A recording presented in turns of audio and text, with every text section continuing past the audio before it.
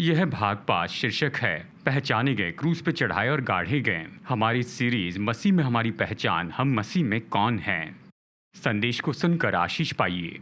तो आइए हम परमेश्वर के वचन में अपने समय में आगे बढ़ेंगे, मसीह में हमारे अध्ययन में कि मसीह में हमारी पहचान क्या है। और हम इस प्रकाशन को देखते जा रहे हैं, और ये तो पहले से ही वचन में है, हम तो केवल इसे खोल रहे हैं, अनपैक कर रहे हैं, कहा जाए तो धीरे धीरे हर एक हफ्ते, ताकि हम इसे समझ सकें। और हमारा लक्ष्य ये नहीं कि हम केवल ज्ञान प्राप्त करें या जानकारी प्राप्त करें, यह हमारा दृष्टिकोण नहीं। हमारा लक्ष्य है कि हम सच्चाई को खोज निकालें जो हमारी ज़िंदगी ही बदल दे।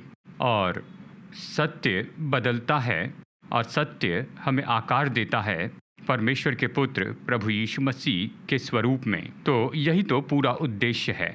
हमने यात्रा शुरू की, हमने ये कहा कि ये वो प्रकाशन है जो परमेश्वर ने अपने दासों के द्वारा दिया, जो कि हमारे लिए है नए नियम में, खासकर प्रेरित पौलुस द्वारा। उसने अपनी पत्रियों में इस पर बहुत कुछ लिखा और उसने ये कलीसिया को दिया। आज हम इसे पढ़ रहे हैं और इस प्रकाशन को देखते जा रहे हैं।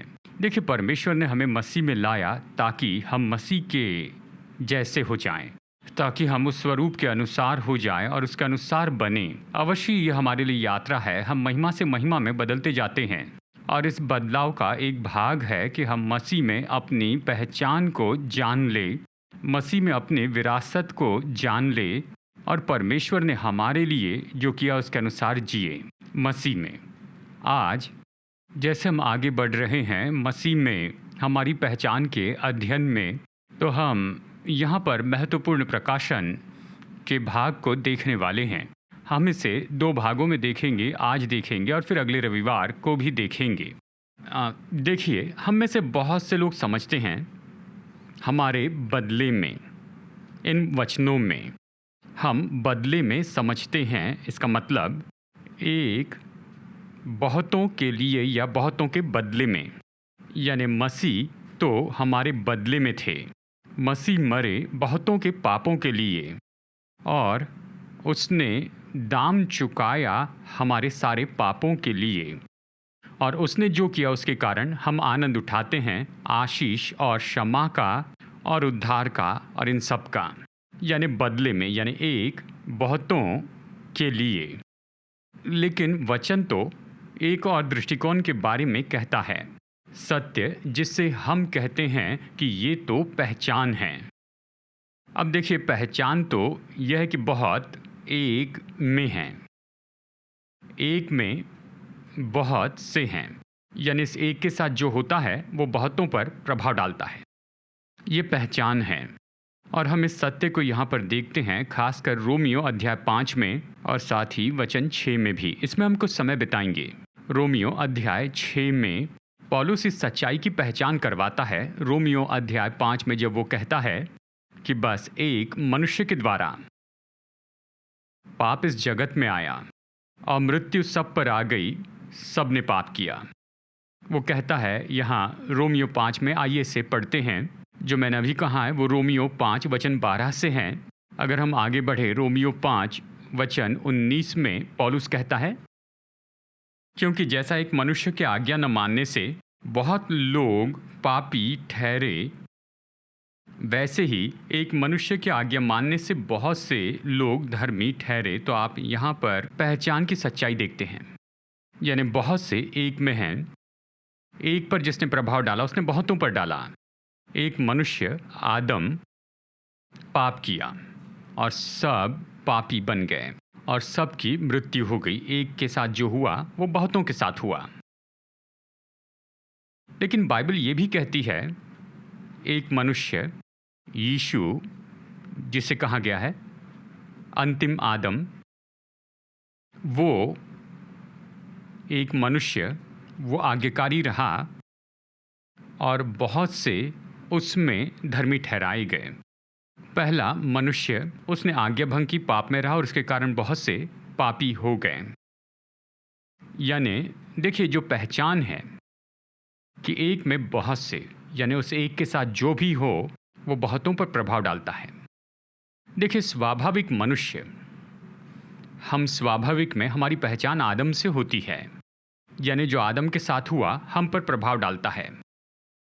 नई सृष्टि का मनुष्य, उसकी पहचान मसीह के साथ होती है, यानी जो मसीह के साथ हुआ वो सारी नई सृष्टि के साथ हुआ। मैं फिर से कहूँ, स्वाभाविक में स्वाभाविक मनुष्य आदम से जुड़ा, तो जो आदम के साथ हुआ उसने पूरी मनुष्य जाति पर प्रभाव डाला है। और नई सृष्टि मसीह के साथ में पहचानी गई, तो जो मसीह के साथ हुआ वो नई सृष्टि पर प्रभाव डालता है। और यही तो पहचान है जिसके बारे में हम विवरण से देखेंगे रोमियो अध्याय 6 से। यानी परमेश्वर के मन में हम जो विश्वासी हैं, हम नई सृष्टि हैं, हमारी पहचान मसीह के साथ हुई है। यानी जो कुछ मसीह के साथ हुआ वो हमारे जीवन में सत्य हुआ है। शायद आप कहीं ये कैसे काम करता है। अब ज़रूरी नहीं कि मैं ये समझूं कि ये कैसे काम करता है, लेकिन हम जानते ये सच है और ऐसा ही हुआ है। उदाहरण के लिए कि कैसे एक मनुष्य का आज्ञा भंग करना, आदम जो कि हजारों साल पहले था, वो आज हम पर प्रभाव डाल सकता है। लेकिन ये तथ्य तो सच है, उसने पाप किया और आज हम स्वाभाविक में उसी में हैं। कोई मनुष्य उससे बच नहीं सकता है, ये सच है। उसी तरह से शायद हम कभी ये बात समझा कर न बता सके कैसे 2000 साल पहले मसीह थे और उसने कुछ काम किया, तो कैसे आपकी और हमारी उससे पहचान होगी, बता नहीं सकते। पर यह सच है और हमें उसके अनुसार जीना सीखना होगा। ये सच है क्योंकि परमेश्वर का वचन हमें यही तो सिखाता है। तो परमेश्वर के मन में आप और मैं, हमारी पहचान मसीह में हुई है कि जो कुछ मसीह के साथ हुआ वो आज हमारे लिए बिल्कुल सच है और हम उसके अनुसार जीना सीख सकते हैं। अब हम इसके अनुसार कैसे जी सकते हैं, तो हम ऐसा कर सकते हैं रोमियो अध्याय 6 से। तो चलिए सारांश बताता हूँ। जो भी पौलुस हमारे लिए लेकर आता है रोमियो 6 से, वो ये है कि नई सृष्टि जो कि आप और मैं हैं, हम विश्वासी, हमारी पहचान मसीह में हो गई है। उसके मृत्यु में, उसके गाड़े जाने में, उसके पुनरुत्थान में और उसके उठाए जाने में और उसके ऊपर उठाए जाने में, जो कि पिता के दाहिनी ओर बैठाया गया। तो जब मसीह मरे तो हम मरे, और जब मसीह गाढ़े गए तो हम गाढ़े गए, और जब मसीह जी उठे तो हम जी उठे। जब मसीह उठाए गए तो हम उठाए गए। जब मसीह पिता के दाहिनी ओर बैठे तो हम भी उसके साथ में बैठे हैं स्वर्गीय स्थानों में। अब ये तो आत्मिक है, स्वाभाविक नहीं। स्वाभाविक में आदम के साथ पहचान है, आत्मिक नई सृष्टि है, मसीह के साथ पहचान है। अब ये आत्मिक सत्य है ताकि परमेश्वर के मन में हमारी पहचान मसीह में हुई है, ताकि आज अभी इस समय में आप और मैं इस सच्चाई में जी सकते हैं कि ये जो सच्चाई है ये तो आत्मिक वास्तविकता है और इसका प्रभाव तो हमारे स्वाभाविक प्रतिदिन के जीवन पर है। और यही तो हमें सीखना होगा, हमें समझना है और इसके अनुसार जीना है। तो आज हम इसके शुरुआती भाग को यहाँ पर देखेंगे। जब मसीह मरे तो हम भी मरें, जब मसीह गाढ़े गए तो हम भी गाढ़े गए। इसका क्या अर्थ है और ये कैसे आज हमारे जीवन पर व्यवहारिक प्रभाव डालता है, हम इसे रोमियो अध्याय 6 से देखेंगे। तो चलिए रोमियो अध्याय 6 पढ़ते हैं। मैं एक ही समय में पूरे अध्याय को पढ़ना चाहता हूँ ताकि हम इस पूरे अध्याय के संदर्भ को समझ सकें, ताकि हम आज कुछ चीज़ों को यहाँ पर देखें और फिर अगले रविवार को हम इसके बारे में आगे देखेंगे। ये सत्य तो बहुत महत्वपूर्ण है और मैं आपको ये समझाऊंगा कि ये क्यों महत्वपूर्ण है। ये क्यों महत्वपूर्ण है, ये तो पहचान की सच्चाई है, ये महत्वपूर्ण है। तो चलिए रोमियो अध्याय 6 पढ़ते हैं। ये कहता है, तो हम क्या कहे। पौलुस सवाल से शुरू करता है और इसके कुछ सवाल जो हैं उसका यहाँ पर उत्तर दिया गया है। तो वो कहता है कि हम क्या कहें, क्या हम पाप करते रहें कि अनुग्रह बहुत हो जाए? क्या हम पाप करते चले जाए कि परमेश्वर हम पर अनुग्रह करते रहें? इसका उत्तर यहीं पर है, वचन 2, कदापि नहीं। हम जबकि पाप के लिए मर गए तो फिर आगे को उसमें कैसे जीवन बिताएं? हम ऐसा नहीं जीते, हम पाप नहीं करते रहते हैं कि अनुग्रह बढ़ता जाए। वो कहता है एक सच्चाई है जिसे हमें देखना चाहिए, और वो सच्चाई क्या है? कहता है हम पाप के लिए मर चुके हैं, तो फिर आगे को हम उसमें कैसे जिएं? और अब हम इसे समझेंगे कि उसका क्या अर्थ है जब वो कहता है कि पाप के लिए मरे। वो समझाता है। वचन 3, क्या तुम नहीं जानते कि हम सब जिन्होंने यीशु मसीह का बपतिस्मा लिया है उसकी मृत्यु का बपतिस्मा लिया है, अतः उस मृत्यु का बपतिस्मा पाने से हम उसके साथ गाढ़े गए, ताकि जैसे मसीह पिता की महिमा के द्वारा मरे हुओं में से जिलाया गया वैसे ही हम भी नए जीवन की सी चाल चले। क्योंकि यदि हम उसकी मृत्यु की समानता में उसके साथ जुट गए हैं तो निश्चय उसके जी उठने की समानता में भी जुट जाएंगे। हम जानते हैं कि हमारा पुराना मनुष्यत्व उसके साथ क्रूस पर चढ़ाया गया ताकि पाप का शरीर व्यर्थ हो जाए और हम आगे को पाप के दासत्व में न रहें। क्योंकि जो मर गया वो पाप से छूटकर धर्मी ठहरा। इसलिए यदि हम मसीह के साथ मर गए तो हमारा विश्वास ये है कि हम उसके साथ जिएंगे भी, क्योंकि ये जानते हैं कि मसीह मरे हुए में से जी उठकर फिर मरने का नहीं, उस पर फिर मृत्यु की प्रभुता नहीं होने की। क्योंकि वो जो मर गया तो पाप के लिए एक ही बार मर गया, परंतु जो जीवित है तो परमेश्वर के लिए जीवित है। ऐसे ही तुम भी, यानी तुम भी अपने आप को पाप के लिए तो मरा परंतु परमेश्वर के लिए मसीह यीशु में जीवित समझो। इस तरह कहता है, इसलिए पाप तुम्हारे नश्वर शरीर में राज्य न करें कि तुम उसकी लालसाओं के अधीन रहो, और न अपने अंगों को अधर्म के हथियार होने के लिए पाप को सौंपो, पर अपने आप को मरे हुओं में से जी उठा जानकर परमेश्वर को सौंपो, और अपने अंगों को धर्म के हथियार होने के लिए परमेश्वर को सौंपो। तब तुम पर पाप की प्रभुता न होगी, क्योंकि तुम व्यवस्था के अधीन नहीं वरन अनुग्रह के अधीन हो। तो क्या हुआ? क्या हम इसलिए पाप करें कि हम व्यवस्था के अधीन नहीं वरन अनुग्रह के अधीन हैं? कदापि नहीं। क्या तुम नहीं जानते कि जिसकी आज्ञा मानने के लिए तुम अपने आप को दासों के समान सौंप देते हो तुम उसके दास हो, चाहे पाप के जिसका अंत मृत्यु है, चाहे आज्ञाकारिता के जिसका अंत धार्मिकता है। परंतु परमेश्वर का धन्यवाद हो कि तुम जो पाप के दास थे अब मन से उस उपदेश के मानने वाले हो गए जिसके सांचे में ढाले गए थे, और पाप से छुड़ाए जाकर तुम धर्म के दास हो गए। ये कहता है, मैं तुम्हारी शारीरिक दुर्बलता के कारण मनुष्यों की रीति पर कहता हूँ। जैसे तुमने अपने अंगों को कुकर्म के लिए अशुद्धता और कुकर्म के दास करके सौंपा था, वैसे ही अब अपने अंगों को पवित्रता के लिए धर्म के दास करके सौंपो, यानी सौंप दो।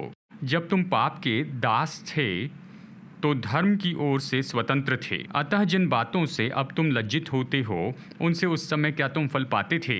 क्योंकि उनका अंत तो मृत्यु है। परंतु अब पाप से स्वतंत्र होकर और परमेश्वर के दास बनकर तुमको फल मिला, जिससे पवित्रता प्राप्त होती है और उसका अंत अनंत जीवन है। क्योंकि पाप की मजदूरी तो मृत्यु है, परंतु परमेश्वर का वरदान हमारे प्रभु यीशु मसीह में अनंत जीवन है। मैं जानता हूँ हमने पूरा अध्याय पढ़ा है, लेकिन ये तो बहुत ही सामर्थ्य अध्याय है। अब इसके पहले कि हम इन शुरू के वचनों को देखें, मैं 17 और 18 पर गौर करना चाहता हूँ। मैं ये समझने में मदद करना चाहता हूँ कि क्यों ये सत्य महत्वपूर्ण हैं। पौलुस रोमियो को लिखता है, वचन 17 में वो कहता है, परंतु परमेश्वर का धन्यवाद हो कि तुम जो पाप के दास थे अब मन से उस उपदेश के मानने वाले हो गए जिसके सांचे में ढल गए थे। ये कहता है, और पाप से छुड़ाए जाकर धर्म के दास हो गए हो। ये कहता है कि तुम पाप के दास थे तो आपने क्या किया? दिल से आज्ञा मानी। दिल से क्या आज्ञा मानी? वो सिद्धांत, वो शिक्षा जो तुम तक पहुंचाई गई है। और ये शिक्षा क्या है? कि आप पाप से आज़ाद किए गए हैं। अब देखिए, ये शिक्षा तो एक सिद्धांत का रूप है। अब ये जो वचन है ये सिद्धांत का रूप है। ये बहुत ही दिलचस्प है। अब ये शब्द रूप, यानी ग्रीक में इसका ये विचार है कि ये एक डाई है। यानी देखिए, आप उसमें कुछ उंडेलते हैं, आप मोल्ड बनाते हैं। जब कुछ बनाना है, अगर उसमें कोई धातु उंडेलते हैं या कोई चीज़, यानी जो भी चीज़ आप उसमें उंडेलते हैं वो उसका आकार ले लेती है। वो जो ढांचा है वो उसके उत्पादन को निश्चित करता है। आप उसमें कुछ उंडेल सकते हैं और ढांचा उसके रूप को निश्चित करता है। तो सिद्धांत इस तरह काम करता है। यही पौलुस कह रहा है। वो कहता है, देखो तुम पाप के गुलाम थे, तुमने ये सिद्धांत स्वीकार किया, इसे अपने दिल से ग्रहण किया, और फिर क्या हुआ? इस शिक्षा ने तुम्हें स्वतंत्र किया, इसने तुम्हें पाप से स्वतंत्र कर दिया। तो ये जो शिक्षा है, जो पौलुस हमें रोमियो अध्याय 6 में और नए नियम में बता रहा है और रोमी 8 में भी बताता है, यानी वो शिक्षा, वो सिद्धांत, ये ढांचा, ये उस व्यक्ति को बदल देता है जो पाप का गुलाम था, उसे ऐसे बना देता है जो पाप से आज़ाद है और वो धार्मिकता में चल रहा है। अब देखिए, मैं आपको अपनी व्यक्तिगत गवाही बताता हूँ। ये अध्याय रोमियो 6, 7 और 8 मेरे लिए बहुत विशेष हैं, क्योंकि व्यक्तिगत रूप में मुझे याद है मेरे आत्मिक यात्रा की बिल्कुल शुरुआत में, मेरे किशोर अवस्था के समय में, और शनिवार के दिन, शायद उस समय मैं 13, 14 या 15 साल का था, मैं मेथोडिस्ट चर्च में जाता था। बेंगलोर सिटी रिचमंड्स टाउन में अभी भी है, और उनकी एक छोटी लाइब्रेरी है, बस एक कमरा है, उसमें बहुत सी किताबें हैं, और फिर उनका एक और हॉल है, स्टीवंस हॉल। वहाँ पीछे में एक कमरा था प्रार्थना के लिए। मैं हर शनिवार वहाँ प्रार्थना करता था, आधा दिन प्रार्थना में, आधा दिन लाइब्रेरी में पढ़ता था। देखिए, उस समय ये मानो एक ऋतु था, और उस समय मैं 14 या 15 साल का था।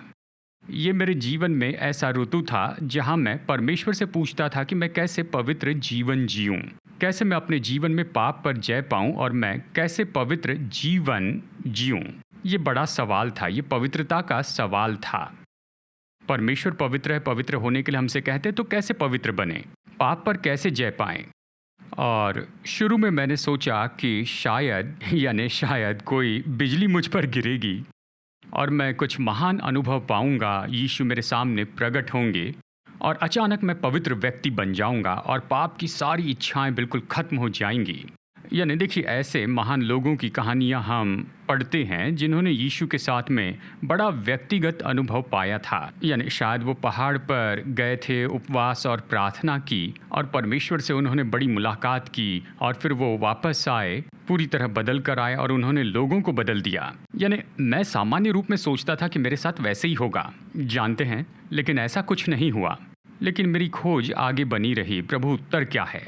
और परमेश्वर को खोजने के उस समय में और फिर मैं यहाँ पर पहुँचा रोमियो अध्याय 6 में। मैंने रोमियो 5 पढ़ा और फिर 6 पढ़ा, और यहाँ इस अध्याय में पौलुस हमें इसका भेद सिखा रहा है, पवित्रता का, ताकि पाप से आज़ाद होकर ये जीवन जिए।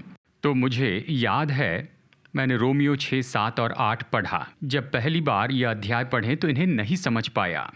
मुझे याद है मैं टेबल पर बैठा था और बाइबल के अलग अलग अनुवाद मेरे सामने थे, और गुड न्यूज़ बाइबल वहाँ पर थी, और जो भी अनुवाद मुझे मिले वहाँ पर किंग जेम्स वर्जन भी था, और मैं इस अध्याय को पढ़ रहा था। हर एक वर्जन से इसे पढ़ा, बस इसे समझना चाहता था, ग्रीक में इसे देखा, इसके अर्थ को जानना चाहता था कि यहाँ पर क्या कह रहे हैं। लेकिन फिर जब मैं ये सच्चाई समझ गया, इसने मुझे आज़ाद किया, और मैं चाहता हूँ कि आप सबके साथ बिल्कुल ऐसा ही हो। देखिए, यहाँ पर अध्याय 6 में और फिर अध्याय 8 में पौलुस हमें सच्चाई बताता है। देखिए, ये तो सिद्धांत का रूप है जो हमें पाप के गुलाम से निकाल कर पाप से आज़ाद कर देता है और हमें आज़ाद करता है कि पवित्रता में चले। और ये शिक्षा रोमियो 6 में, ये जो सच्चाई है, यही चाबी है। तो यहाँ पर रोमियो 6 में पौलुस क्या सिखा रहा है, हमें इसे समझना होगा। देखिए, यहाँ पर वो हमें ये बता रहा है, वो कहता है, देखिए यहाँ पर जो पूरा मुद्दा है कि क्या हम पाप करते रहें ताकि अनुग्रह होता रहे, वचन 1 में, और उत्तर तो कदापि नहीं। परमेश्वर के लोग होने के नाते हम पाप में नहीं जिएंगे, हम पाप में बने नहीं रहेंगे। देखिए, अनुग्रह है, अनुग्रह में पाप के लिए उत्साहित नहीं करता, परंतु अनुग्रह में पाप से बाहर निकलने के लिए प्रोत्साहित करता है कि हम पवित्रता में जिएं। लेकिन इसे हम कैसे करें? तो पौलुस ये कहता है, मैं चाहता हूं तुम जान लो कि तुम पाप के लिए मर चुके हो, वचन 2। क्या तुम नहीं जानते पाप के लिए मर गए? मतलब पौलुस में पाप के लिए मर गया, इसका क्या मतलब? वो कहता है, सुनो, मैं कुछ बताना चाहता हूं। वचन 3 देखिए, जब आपने मसीह में बपतिस्मा लिया, मतलब मसीह में लाए गए, उसके साथ एकता में लाए गए, तो आत्मिक आयाम है और स्वाभाविक आयाम है। आत्मिक ये है कि पवित्र आत्मा ने हमें मसीह में बपतिस्मा दिया। पहला कुरिन्थियों अध्याय 12 वचन 13 हमने शुरू में पढ़ा है। स्वाभाविक तो पानी का बपतिस्मा है, जो दिखाना है कि हमने मसीह में बपतिस्मा लिया है। वो कहता है तुमने मसीह में बपतिस्मा लिया है, अब तुम मसीह में हो, और तुम मसीह में हो इसलिए वचन 3 तुमने उसकी मृत्यु में बपतिस्मा लिया है। रुकिए एक मिनट, वो 2000 साल पहले मरा, वो पौलुस के समय में मरा, और पौलुस लिखता है यानी लगभग 25 साल बाद, यानी मसीह के मरने के 25 साल बाद, शायद 25-30 साल बाद में। और आज हम इसे पढ़ते हैं 2000 साल पहले मसीह यीशु मर गए, फिर भी वो कहता है तुमने उसकी मृत्यु में बपतिस्मा लिया, उसकी मृत्यु में तुम जुड़ गए हो।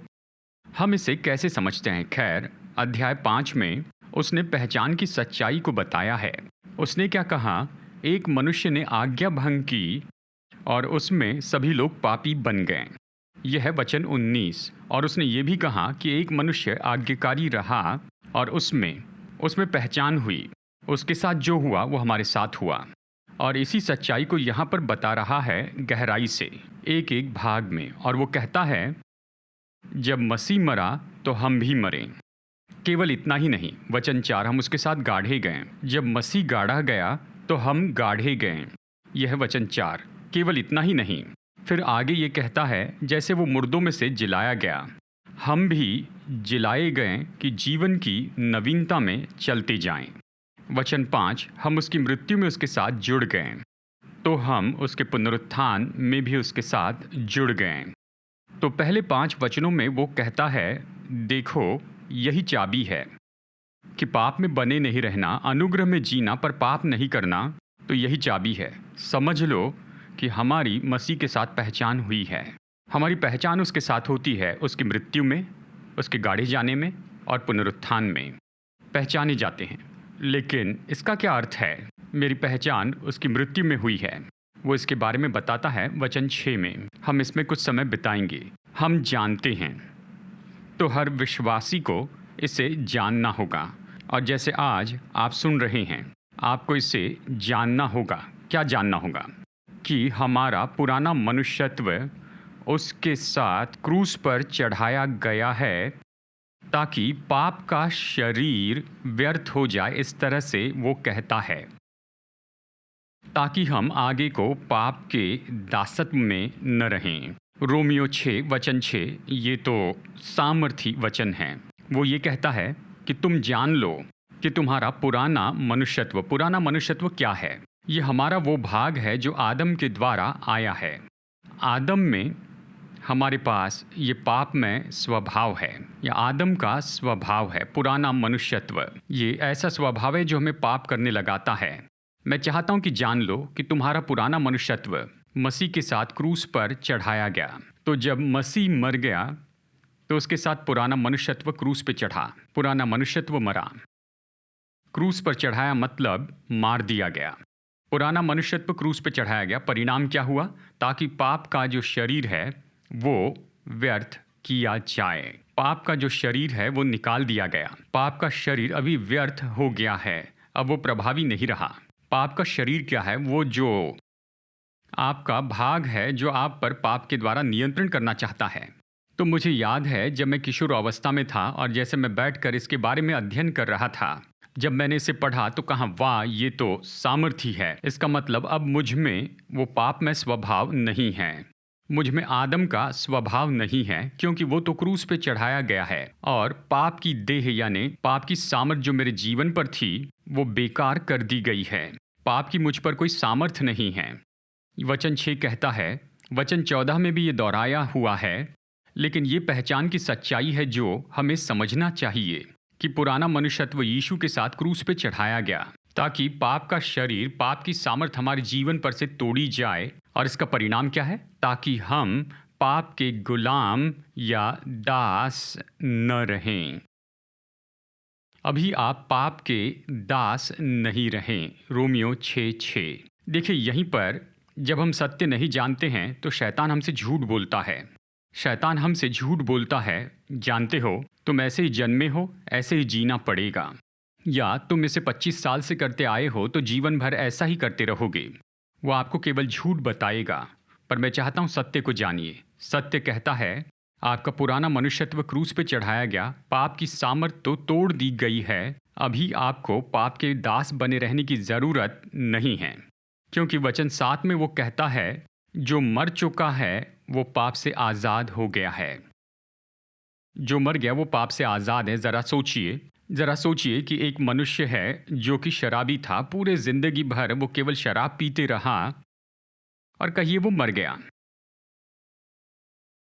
और आप उसके आसपास चारों ओर शराब की बोतलें जो भी उसे पसंद थी वो रख सकते हैं। उसकी छोटी उंगली भी नहीं हिलेगी क्योंकि वो मर गया। वो तो मर चुका है, इसलिए पाप से आज़ाद हैं। आप भी ऐसे ही हैं और वैसे ही मैं हूँ मसीह में। अब ये तो पहचान की सच्चाई है। मतलब परमेश्वर ने कहा मैंने तुम्हारे लिए ये किया है, मैं चाहता हूँ कि तुम इसे जानो। वचन 6 की शुरुआत में ये कहा इसे जान लो, मतलब जानना है। और फिर आपको इस वचन को सच्चा है ये स्वीकार करना है और फिर इसके अनुसार जीना है। तो आज के दिन इस सच्चाई को जान ले। आपके जीवन पर से पाप की सामर्थ तोड़ दी गई है और आप किसी भी पाप के गुलाम नहीं रहे हैं। शायद कुछ लोग सुन रहे हैं, आपके जीवन में ऐसी कुछ बातें हैं जिसे आप सहते जा रहे हैं। शायद जीवन में ऐसी कुछ बातें हैं जिसे आपने स्वीकार किया और आप कह रहे हैं मैं जीवन भर ऐसा ही रहूँगा, मैं ऐसे ही जन्मा या मेरी परवरिश ऐसे ही हुई या जो भी हो, बहुत से बहाने होंगे। लेकिन आज ये सच्चाई यहाँ है, अभी आप पाप के दास नहीं हैं क्योंकि पुराना मनुष्यत्व क्रूस पे चढ़ाया गया है। आपके जीवन पर से पाप की सामर्थ तोड़ी गई है। जब मसीह मरे तो आप मरे और पाप की देह तो क्रूस पे चढ़ाई गई है। ये क्रूस पर नाश की गई है और आप मर गए हैं, इसलिए आप पाप से आज़ाद होकर जी सकते हैं। अब अगली बात वो कहता है कि हम उसके साथ गाढ़े गए हैं। जब कोई गाढ़ा जाता है तो क्या होता है? गाढ़ा जाना यानी कोई मरने के बाद, यानी वो एक क्षेत्र को छोड़कर दूसरे में चले गए हैं। वो इस पृथ्वी के क्षेत्र को छोड़कर दूसरे क्षेत्र में चले गए हैं, वो मर गए हैं। और वो कहता है कि हम उसके साथ गाढ़े गए हैं। जब मसीह को गाढ़ा गया तो आप गाढ़े गए। इसका मतलब आपने पुराने को छोड़कर अभी नए में प्रवेश कर लिया है। उस पुराने का आपके जीवन पर कोई दावा नहीं है। जब कोई मर जाता है तो पृथ्वी का उस पर दावा नहीं रहता, वो चला गया। पृथ्वी के जीवन पर का सब कुछ चला गया है। शायद उस व्यक्ति पर बहुत ज़्यादा कर्जा हो, जब वो मर गया तो ये उस पर प्रभाव नहीं डालता। यानी देखिए, इस पृथ्वी पर जो कुछ भी हुआ हो उस पर प्रभाव नहीं डाल सकता। वो मर गया, गाढ़ा गया, चला गया। हमारे साथ भी ऐसा ही हुआ है। जब मसीह गाढ़े गए तो हम गाढ़े गए। वचन 4 में कहता है हम उसके साथ गाढ़े गए, मतलब पुराना चला गया है, अब उसका आप पर कोई भी दावा नहीं है। तो मैं जल्दी से संदेश खत्म करूंगा। अब पौलुस इसकी ज्योति में क्या करने के लिए कहता है, अगले रविवार को हम रोमियो 6 से फिर देखेंगे। वो हमें क्या करने के लिए कहता है। 3 बातें हैं। वो कहता है कि हम इसे जान ले। यह है वचन 6 में, रोमियो 6:6 वो कहता है इसे जान लो। फिर वचन 11 में कहता है मैं चाहता हूँ कि तुम अपने आप को मरा हुआ समझो, मतलब तुम इसे एक तथ्य के रूप में गिनो। समझो मतलब इसे सत्य के रूप में जान लो, खुद को मरा हुआ जान लो। और फिर तीसरी बात यहाँ पर कहता है, यहाँ वचन 13 में वो यहाँ पर बार बार इसे दोहराता है, सौंपे। किंग जेम्स कहता है सौंपे। वो कहता है अपने अंगों को सौंप दो, खुद को इस सच्चाई के लिए दे दो। यानी इस सच्चाई को जाने, इसे सत्य के रूप में मान लें, इसे जान लें और खुद को इसके लिए समर्पित करें। प्रभु मैं इस सच्चाई के आधार पर जीऊँगा। तो फिर हमें क्या कहना है? जैसे यहाँ पर वचन 14 कहता है, वो कहता है पाप तुम पर अधिकार न करेगा। तो फिर हम क्या कह सकते हैं? जो परमेश्वर ने किया है उसे हम अपने जीवन में सच्चाई कहते हैं। हम कहते हैं कि पाप मुझ पर अधिकार नहीं करेगा। और आप देख सकते हैं अपने जीवन की हर एक पाप में बात को, शायद कोई बुरी लत हो, कोई चीज़ें आपको थामे हो, शायद हो सकता है दशकों से वो आपके जीवन में हैं, लेकिन आज आप उनकी ओर देखकर कहिए कि वो पाप मुझ पर अधिकार नहीं करेगा। तुम्हारा मुझ में कोई स्थान नहीं है, क्योंकि वचन के अनुसार मेरे जीवन पर तुम्हारी सामत तोड़ी गई है। पाप मुझ पर अधिकार नहीं करेगा। मैं सच्चाई को जानता हूँ, सत्य के रूप में इसे स्वीकार करता हूँ और इसे समर्पित होता हूँ कि इस पाप को मैं इनकार करता हूँ कि अपने अंगों को इसे समर्पित करूँ। इसकी ज़रूरत नहीं, मैं इसका इनकार करता हूँ, लेकिन इसके बजाय मैं अपने अंगों को, अपनी देह को धार्मिकता के हथियार होने के लिए देता हूँ, क्योंकि वो सत्य है। भूतकाल के जीवन से कुछ चीज़ें आपको अभी भी ढूंढ रही हैं। आप कहिए मैं गाढ़ा गया हूँ, मतलब मैं भूतकाल से आज़ाद हूँ। पुरानी बातें बीत गई, सब कुछ नया हो गया है। सब कुछ परमेश्वर की ओर से है, मैं उसमें गाढ़ा गया हूँ, पुरानी बातें बीत गई। अगले रविवार हम इसे आगे देखेंगे, यहीं से इसके बारे में आगे देखेंगे। लेकिन आज मैं चाहता हूँ कि ये दिन आपके लिए छुटकारे का दिन हो। जैसे मैंने इस सच्चाई को समझ लिया, ये मेरे लिए बड़ा छुटकारा था। मैं अपने जीवन की कोई भी शर्मिंदगी को देखकर कह सकता हूँ कि ये मेरे जीवन पर अधिकार नहीं रखते हैं। मेरा जीवन और मेरा पूरा व्यक्तित्व तो धार्मिकता का हथियार है। यही सच्चाई है, मैं इसमें चलूँगा।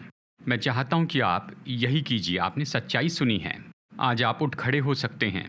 अपने जीवन में सच्चाई को पुकारिए। परमेश्वर ने जो आपके बारे में कहा है वो सत्य है। और अभी कुछ समय में हम यहाँ पर प्रार्थना करेंगे और यही कहेंगे कि प्रभु, ये सच्चाई और ये वचन हमारे जीवन में पूरी तरह से सच हो।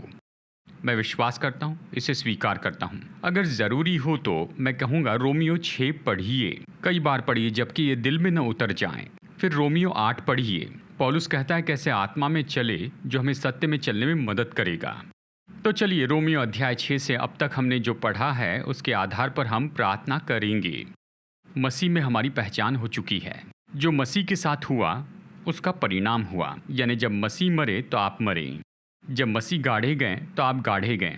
आप मरे ताकि आपके जीवन पर पाप की सामर्थ तोड़ी जाए। आप गाढ़े गए तो पुराना जीवन खत्म हुआ, वो चला गया, उसका कोई दावा नहीं है। पुराना जीवन आप पर दावा नहीं कर सकता है। आप मर गए, गाढ़े गए, सब खत्म हो गया।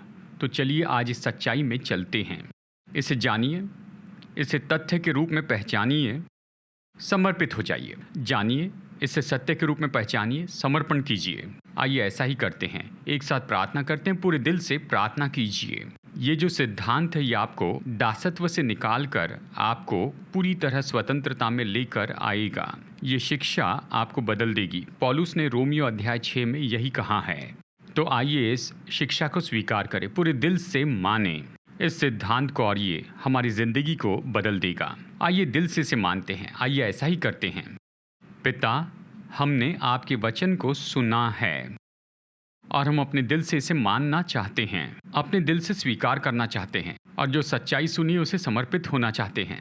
पिता, आपका वचन कहता है कि पुराना मनुष्यत्व क्रूस पर चढ़ाया गया है कि पाप का शरीर नाश कर दिया जाए, ताकि हम पाप के गुलाम न रहें, क्योंकि जो मर गया है वो पाप से आज़ाद हो गया है। और आपका वचन कहता है कि पाप तुम पर अधिकार न करने पाए। पिता, मैं प्रार्थना करता हूँ इन सभी दर्शकों के लिए जो हमें देख रहे हैं, सुन रहे हैं, जो खुद को बंधा महसूस करते हैं हर एक पाप से या पाप में आदतों से, ऐसी चीज़ जो गलत है, ऐसी चीज़ जो कि अशुद्ध है, जो कि आपकी दृष्टि में अप्रसन्न करती है। हे पिता, यीशु मसीह के नाम में ये सच्चाई इन्हें स्वतंत्र करें। पवित्र आत्मा की सामर्थ के द्वारा मैं घोषित करता हूँ इनके जीवन का हर एक बंधन तोड़ दिया जाए। मैं घोषित करता हूँ कि इनके शरीर और मन पर का हर एक दृढ़ गढ़ तोड़ा जाए और ये सच्चाई इन्हें पूरी तरह से बदल दे और इन्हें योग्य बनाए कि ये पाप से आज़ाद होकर चले।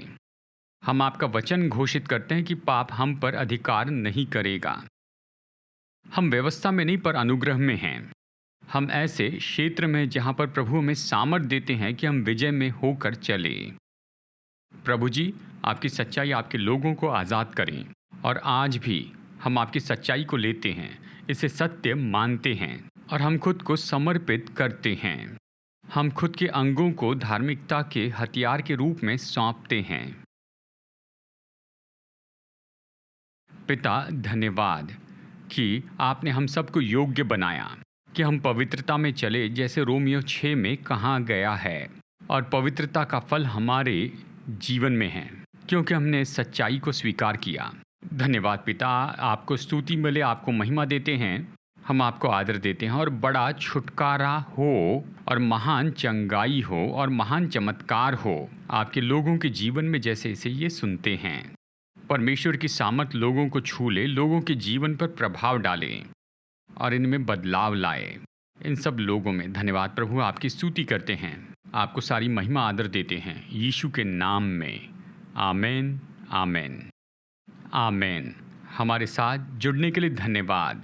आज की इस सभा में हम आशा करते हैं कि अगले रविवार आप हमारे साथ फिर से जुड़ जाएंगे। रोमियो 6 के इस अध्ययन में हम आगे बढ़ेंगे और इस पूरी सच्चाई को देखेंगे। पहचान के बारे में तो समय निकालिए, इसका अध्ययन कीजिए, आगे देखिए वचनों में से, और मैं कहूँ ये सच में अद्भुत है। और अगली बार मिलने तक प्रभु आशीष दे और उसका अनुग्रह, हमारे प्रभु यीशु का और हमारे स्वर्गीय पिता परमेश्वर का प्रेम और उसके पवित्र आत्मा की मधुर संगति हम सबके साथ हमेशा हो, यीशु के नाम में, आमीन। संदेश सुनने के लिए धन्यवाद। भरोसा करते हैं कि संदेश आपके लिए आशीष रहा। मुफ्त के स्रोत पाने के लिए, जिनमें है सरमन नोट्स और पब्लिकेशन, पाने के लिए विजिट करें apcwo.org पर। बैंगलोर के एपीसी बाइबल कॉलेज की जानकारी पाने के लिए विजिट कीजिए apcbiblecollege.org पर।